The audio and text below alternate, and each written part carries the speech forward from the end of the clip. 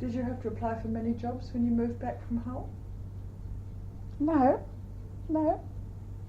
I think I had 1 or 2 interviews, but no.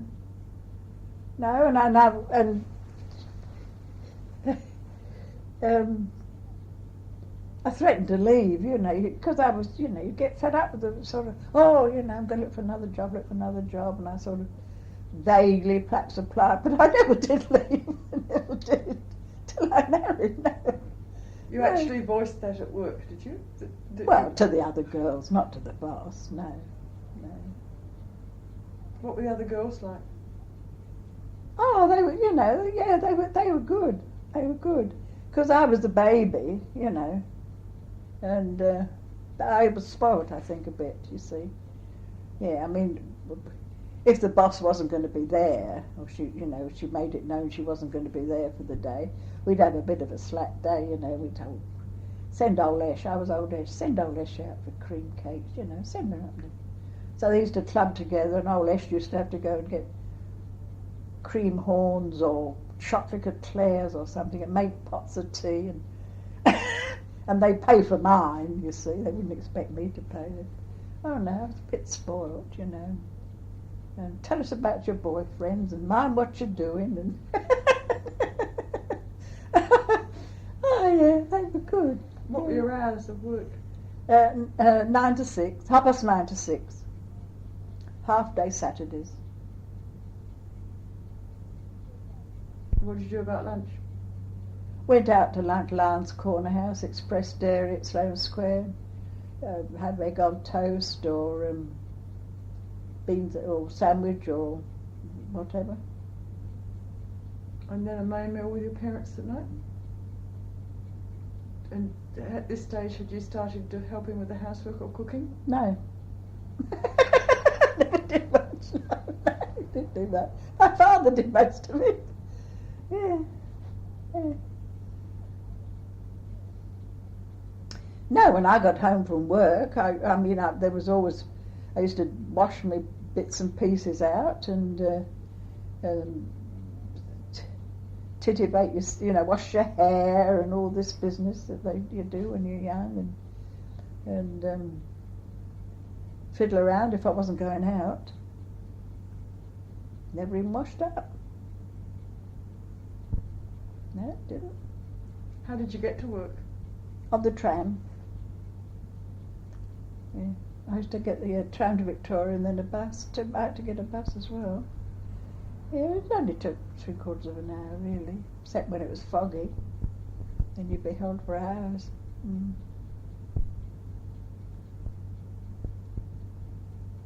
Who knows?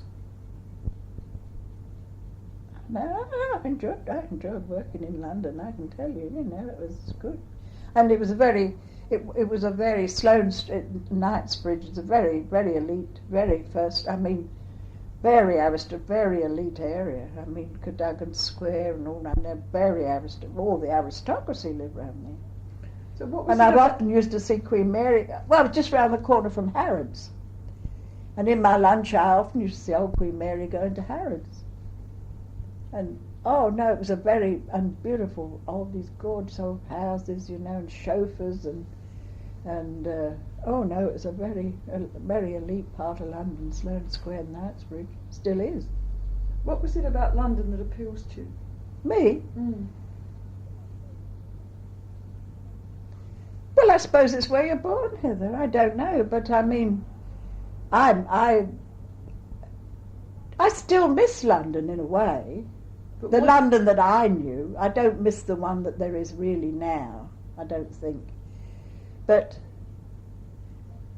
I don't know what it was. You don't miss it till you go away from it. You don't miss anything till you. When I moved away, then I began to miss it, you see. But what was it about it that you missed? I think it was being able to go up the West End, and there was so much that you could do and see and going on and all round you, that I suppose that's what I miss, love. The life of it? Yes, I think so. Yeah, and I really, I mean, I'm always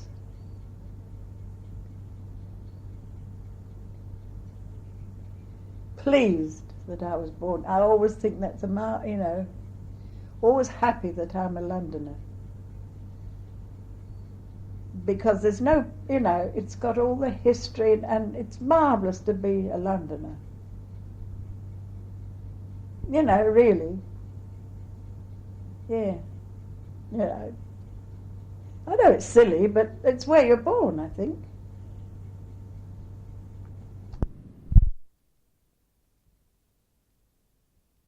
Third interview session with Rita Campbell held at her home on Saturday, August the 20th, 1994. There were some things that you wanted to bring up from last time. We didn't have any holidays as such, but we did have some Sundays sometimes in the summer at the zoo and Kew Gardens. We could get the train just from not far from to Kew. It was that side of London.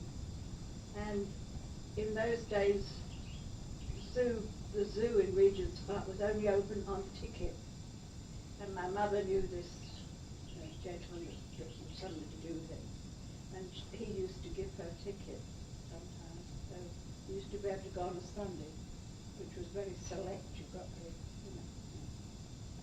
So we had that. We weren't all that together. Now, last time we talked about your schools and the dates that you were at school, and when I listened back it seemed a bit confused. Can we just go through, to start off with, you were at Buller Road, from when you were about 5 till 7. Infant schools. And then where? Brunsbury and Kilburn High School. And how long, you were there from 7 till? About 11. And then the convent at Seaford? No. Yes. From 11 till? Till only about a year. And then the convent at Hillsden? Yes, until I was 14. And then you left to go to home? Right. Yes, I just thought it was a little bit confused. Also last time at the end you talked about the excitement of living in London. Oh, yes. And seeing Queen Mary. Yeah. What other sorts of things did you see when you were working there? Oh, well, that was when I was working. I was very fortunate because I only had one job. And it was in Sloane Street first, which is very, and then we moved up to Knightsbridge, which is just up the road, which is very select around there. And Harrods is just round the corner. And I used to go round the Lions Corner House, ABC, and all that. And yes, I've often seen Queen Mary going to Harrods. Yeah, because I used to walk through the back of Harrods from my work, and she used to go in sort of the side entrance. She never took the big main entrances. And the chauffeur-driven car would be there, and she, with a long, just like a toque. So what else did you see apart from Queen Mary? I wasn't in the least interested in Royal Check. It meant nothing to me. I wasn't interested in Queen Mary. That's all. But there must have been Lord Mayor's show day and things like that. Yes, I went, I think, to Lord Mayor's show day once with the school. Didn't see a lot. You were born on Lord Mayor's show. I saw when the Duke of Kent married Marina, the Greek princess, Princess Marina. They drove through Kensington Gardens, and we were let off work to go and see them. But I never saw a lot. The crowds are tremendous, But I wouldn't have gone. I wouldn't have gone across the road, not purposely to see royalty. I wasn't a bit like that. No. Couldn't have cared less, really. So what about things other than royalty? Was there any parades or anything like that? All the time. And where did you watch from? Is there a window at work you could go and look out of? Oh, well, there's windows at work, but they didn't come some went along Knightsbridge, yeah. But you only look down on the top of the cars, I suppose. No, I don't remember.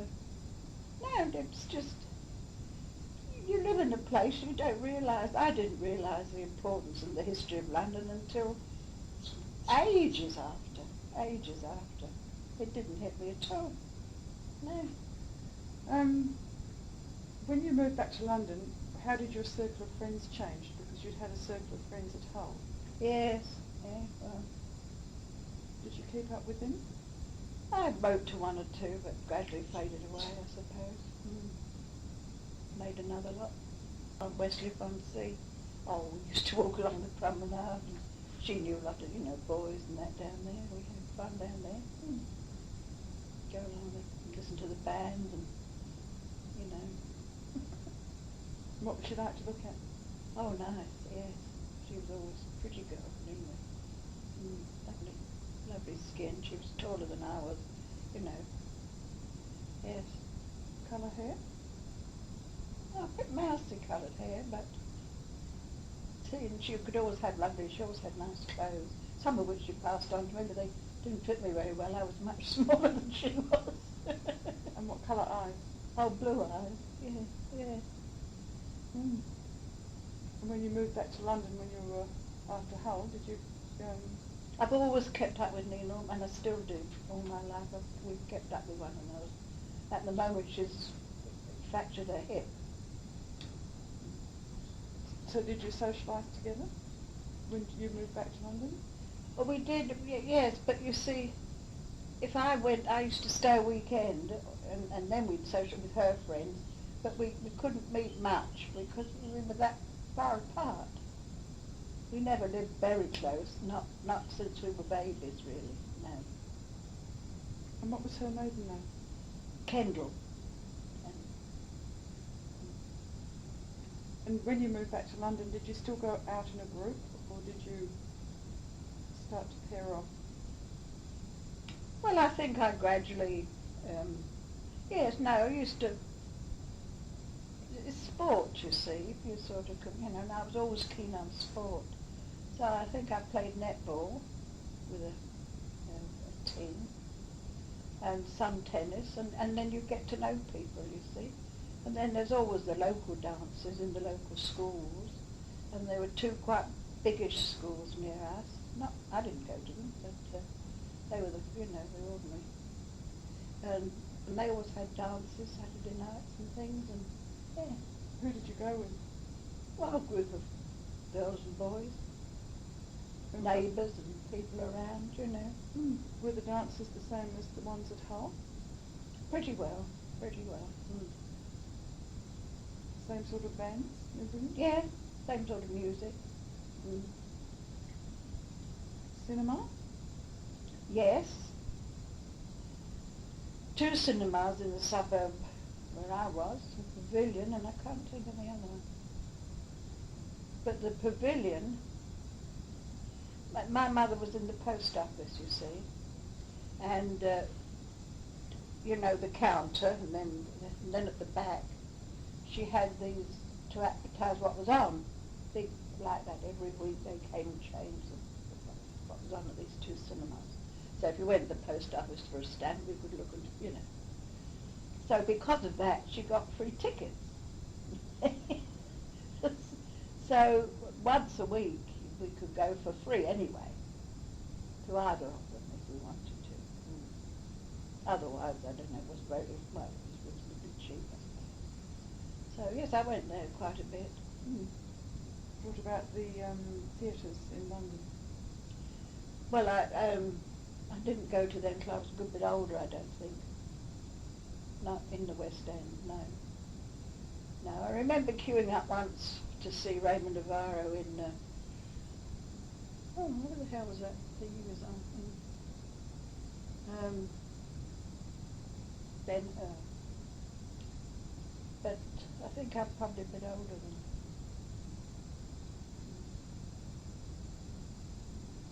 So as far as special friends are concerned, you had Nina as a special friend? Nina was my special friend, about the only one, really, because we moved about quite a bit, And what about boyfriends? Oh, yes, well, I always liked the boys. Yeah, I had more boyfriends than girlfriends always, usually. Any special ones? But see, the schools I went to were never mixed. Never, you know. Oh yeah, well, you know. Well, tell me about them. Oh dear, what?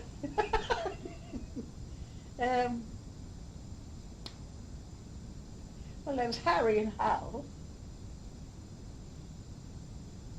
and then, oh yeah, no, I can't, I mean, I used to play tennis with a bloke named Alec, and he had red hair and a stinking temper if he loves to.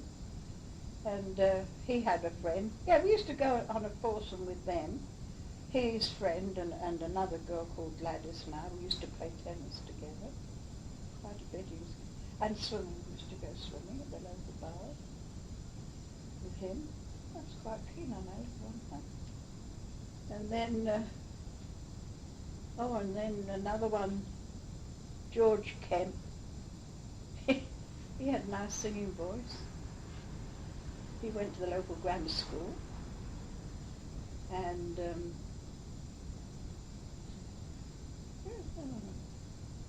I knew stacks of boys. And did you wait to be invited out? No, we didn't. Not until I was older did we go out. We only went in a group. You know, you see. I used to go to the films with this Alec and his friend and this other girl. But then we went in a foursome, or perhaps a sixsome. You know, they'd say, oh, well, old Joe Soap's coming with, you know, or something. And it was all very innocent and casual and at that age. So what age are we? Oh, then we had the Telegraph Boys, you see. When we moved to Streatham, we had the three Telegraph Boys. And Andy was a special, he was a gorgeous dancer, Andy. He was on the Telegraph Boys. He got on very well. He got way up in the post office. Yeah, there was Barnes and Grimwood and Andy. Two boys. Well, we might as well cover the move to Streatham. You came back to London when you were about 16, didn't you? No, before that.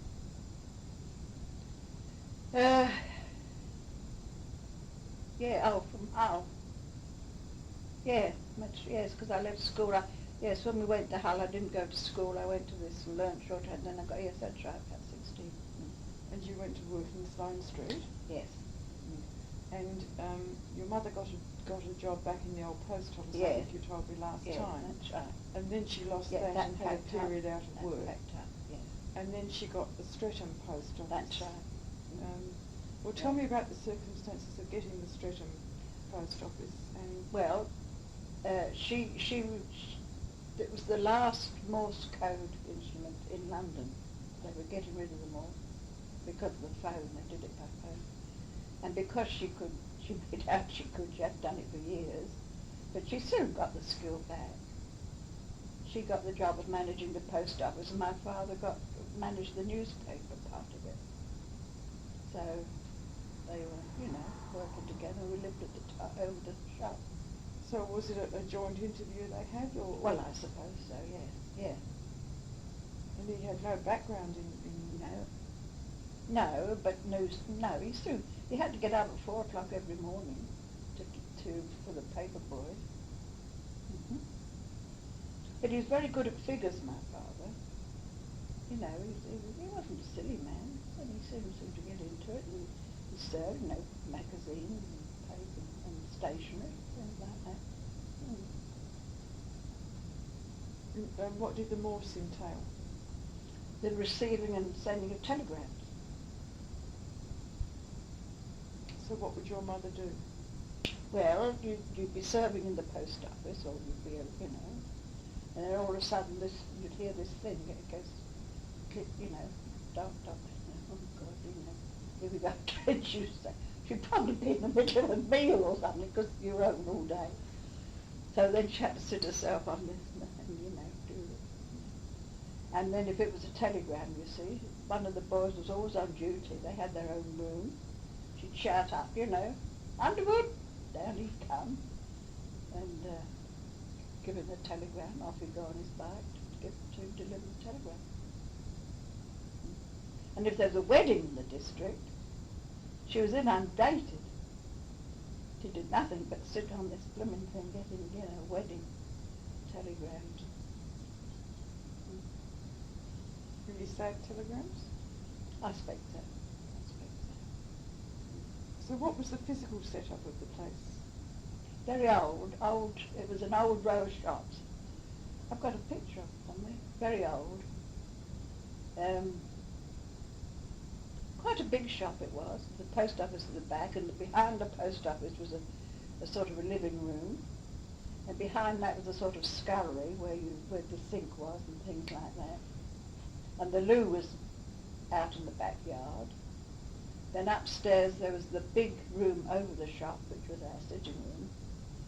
Behind that was Mum and Dad's bedroom, and a little room further along for me. And then just down the passage a bit was the boys, the telegraph boys. Quite a big room. Did they live in? No. So that room was just for when they were on duty? Yes. About 8 in the morning till about 7 at night, something like that. And they did so many hours on, see, perhaps one would come on early, go off at lunchtime, and another one would come on, and they weren't all there together. What happened at night? All shut up. And how were the financial circumstances of the family after that move? Ours? Oh, very poor. Even with both parents working? Yeah. Oh, yes, not I don't know what they got, but they got their living accommodation, see, which was taken into consideration, of course. We didn't have to pay rent. I don't know what they got, but no, we weren't starving, but we weren't well off, no. And how long after the move from Hull did the piano turn up? Well, it took quite a while, 6 months, I should think, because I had to save up and send the money. And, you know, yes, quite a while. That came to Streatham with us, of course. And we had some good musical evenings at the old place in Streatham, the old shop in Streatham. I was married. No, I wasn't married from there. I was married round the corner. But I met Dad there. Well, not exactly in the shop, but because of my mother, I met Dad. How did you actually get into the place? Your upstairs living accommodation? Through the shop. Right, so what happened if someone visited you at a weekend? But they had a bell, they rang the bell. You went down and opened the shop, through the shop and opened the door. There was no back entrance as far as I know. And how did you get to work from there? I just had to walk up the road and get a tram. Not about from here to the top of the road where I get the bus now, to Victoria, and then just a bus up to Sloane Street.